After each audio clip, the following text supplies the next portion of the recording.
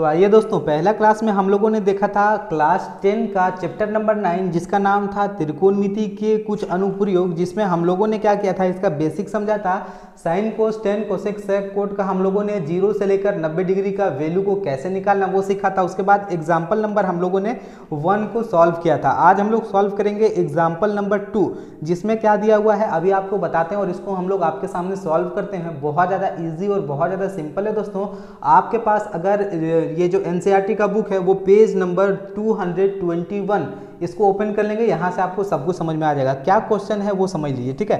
Question है दोस्तों, एक बिजली मिस्त्री को 5 मीटर खंबे पर आ गई खराबी की मरम्मत करनी है। यानी कि दोस्तों एक बिजली मिस्त्री जो 5 मीटर ऊंचे खंबे पर आ गई खराबी की मरम्मती करनी है। यानी कि अभी मुझे यहाँ से क्या समझ में आ रहा है, अभी समझ में आ रहा है कि भाई एक जो खंबा है, देखिए एक जो खंबा है उसकी जो ऊंचाई है वो कितना है, 5 मीटर, ठीक है। इसका जो ऊंचाई है वो 5 मीटर है, क्योंकि वही बोला जा रहा है यही कि एक बिजली मिस्त्री को एक 5 मीटर ऊंचे खंबे पर आ गई खराबी की मरम्मती करना है।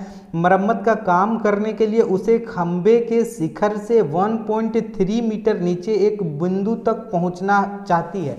यानी कि पूरा जो खंबा है उसकी लंबाई है 5 मीटर, लेकिन यहाँ से लेकर यहाँ तक यानी कि 1.3 मीटर नीचे यहाँ पे उसको काम करना है, यहाँ पर, ठीक है। यहाँ पे काम करना है तो इसका कितना हो गया, 1.3 मीटर। इसकी जो ऊंचाई है वो 1.3 मीटर है, ठीक है। यहाँ तक समझ में आ गया। उसके बाद यहाँ तक पहुँचने के लिए प्रयुक्त सीढ़ी की लंबाई कितनी होनी चाहिए, जिसकी क्षैतिज से 60 डिग्री कोण से झुकाने पर वो अपेक्षित स्थिति तक पहुँच जाए। और यह भी बताए कि खंबे के पाद बिंदु कितनी दूरी पर सीढ़ी के पाद बिंदु से होनी चाहिए। यानी कि दोस्तों ये बता रहा है कि यहाँ से यहाँ तक जो सीढ़ी है, देखिए यहाँ से यहाँ तक जो सीढ़ी है ये हो गया आपका सीढ़ी, ठीक है। यहाँ का जो कोण है ये सीढ़ी हो गया आपका, और यहाँ का जो कोण है वो बता रहा है कि आपका 60 डिग्री है, ठीक है। और आपको ये भी पूछा जा रहा है और ये भी पूछा जा रहा है कि इसकी दूरी क्या होगी और इसकी दूरी क्या होगी, ठीक है।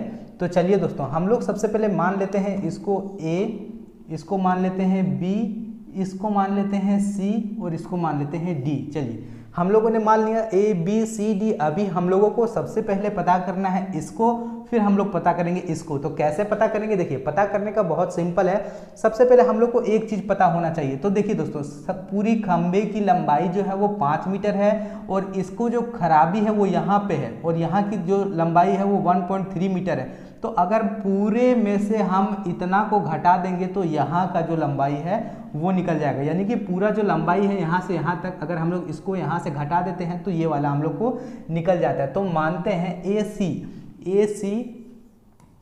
AC बराबर हो जाएगा AD माइनस DC। देखिए AC बराबर AD माइनस DC, तब निकल जाएगा ये। तो AD हमारा कितना है, AD है हमारा 5 माइनस 1.3, ठीक है। अब इसको माइनस करना है, तो माइनस करने के लिए हम लोग को पता है, मान लीजिए यहाँ पे 0 है, ठीक है, कोई दिक्कत नहीं है। तो 10 में से ये हो गया 7 और यहाँ पे पॉइंट ये बचे 4, ये हो गया 3.7 मीटर। यानी कि दोस्तों इसका जो लंबाई है यहाँ से यहाँ तक वो कितना हो गया, 3.7 मीटर। 3.7 मीटर का ये जो लंबाई, यानी कि यहाँ से यहाँ तक 3.7 पोल की लंबाई।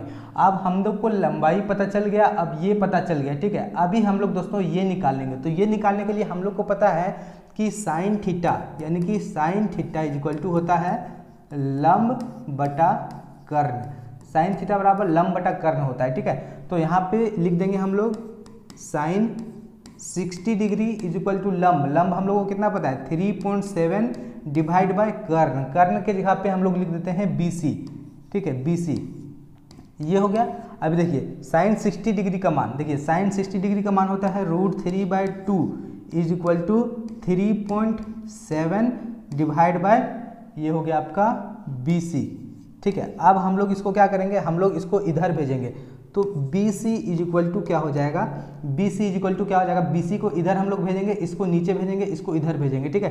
तो BC इज इक्वल टू क्या हो जाएगा, देखिए यहाँ पे हो जाएगा, यहाँ पे इसको हम लोग इधर भेजेंगे तो यह हो जाएगा 2 × 3.7 और ये हो जाएगा नीचे डिवाइड बाय √3। तो इसको हम लोग 2 इंटू इससे गुना करेंगे तो यहाँ पे हो जाएगा 4 और ये हो जाएगा 6, यानी कि 6.4 हो जाएगा, ये हो जाएगा 7.4। ठीक है, 7.4 डिवाइड बाय √3, ये हमारा क्या हो जाएगा BC, यानी कि BC ये हो जाएगा हमारा BC क्या है ये हो जाएगा 7.4 डिवाइड बाय √3, ये हो जाएगा मीटर में। ठीक है, ये हमारा निकल गया BC। अभी हम लोग को क्या निकालना है दोस्तों, अभी हम लोग को BC निकालने के बाद हम लोग को निकालना है क्या, हम लोग को निकालना है ये वाला आधार। ठीक है, आधार निकाल। देखिए अगर आप इसको बुक में देखेंगे तो जब इसको सॉल्व किया जाएगा तो √3 का वैल्यू आपको लिख देना है। तो √3 का वैल्यू लिखेंगे तो लगभग आपका ये आ जाएगा 4.28। ठीक है, 4.28 बिल्कुल यही है, कोई दिक्कत वाली बात नहीं है।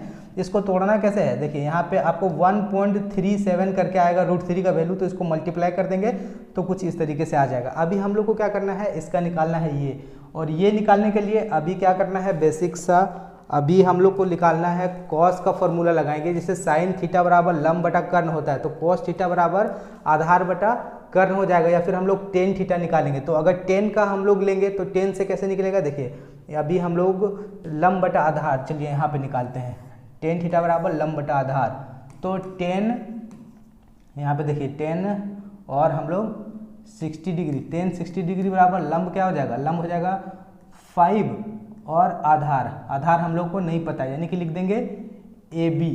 ठीक है, AB हम लोग लिख देंगे। अभी दोस्तों देखिए 10 से अगर आप निकालेंगे इसको, या फिर आप इसको कॉट से निकालेंगे, तो 10 60 डिग्री का मान आपका हो जाएगा √3।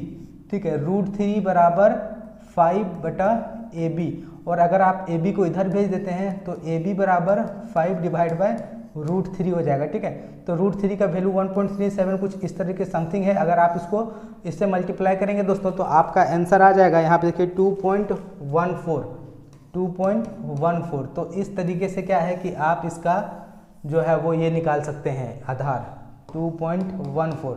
तो बेसिक सा यहाँ पे आपका निकल गया, साइन थीटा का यूज़ करेंगे तो आपका ये निकल गया कर्ण, और अगर आप निकालेंगे इसका टेन थीटा का यूज़ करेंगे तो ये निकल जाएगा आपका आधार। वो लंब आपको पता है, पूरा जो लंब दिया है उसमें से आप इसको माइनस करेंगे तो ये निकल जाएगा। तो बहुत सिंपल क्वेश्चन था दोस्तों, अगर आप इसको इस तरीके से बनाना चाहें तो बना सकते हैं। और नेक्स्ट क्लास में आगे हम लोग देखेंगे एग्जाम्पल नंबर 3, जहाँ पे हम लोग इसको सॉल्व करेंगे, जहाँ पे थोड़ा सा यूनिक दिया हुआ है दोस्तों, आपको नीचे का जो है वो माइनस करना है।